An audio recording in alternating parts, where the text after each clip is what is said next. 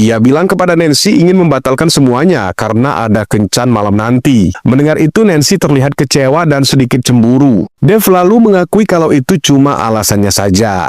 Melihat Nancy sedih, nah, chemistry di antara mereka pun makin meledak.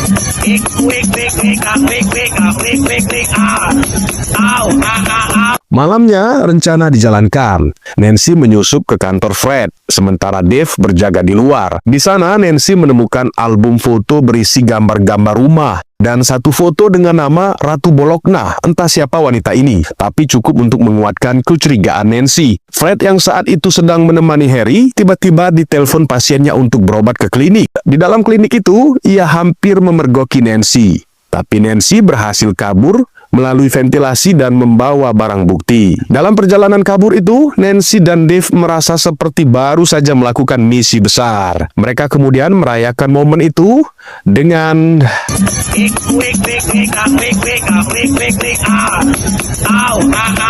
tapi kebahagiaan itu seketika buyar ketika ada seseorang yang memergoki mereka dan melemparkan botol ke jendela.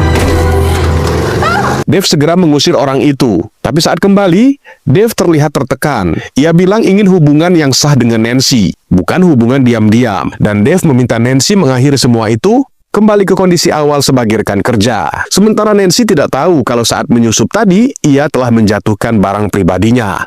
Nah, Fred ini ya, suaminya si Nancy ini, padahal orangnya baik dan penyayang. Tapi Nancy ini sudah terlanjur terseret ke dunia baru, dunia yang seru, berbahaya, penuh adrenalin. Ia pun mulai merasa hambar dengan Fred. Bahkan saat melayani suaminya, pikirannya melayang ke Dave.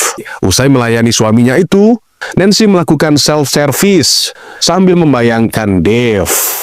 Hai! Akhirnya Nancy menelpon Dave dan menceritakan apa yang ia rasakan. Ia sudah tidak bisa lagi berpura-pura. Nancy dengan nekat menyatakan keinginannya meninggalkan Fred dan Harry, apapun resikonya. Dave menyambut niat itu. Namun ia mengingatkan, jika ingin pisah, semuanya harus dilakukan secara legal.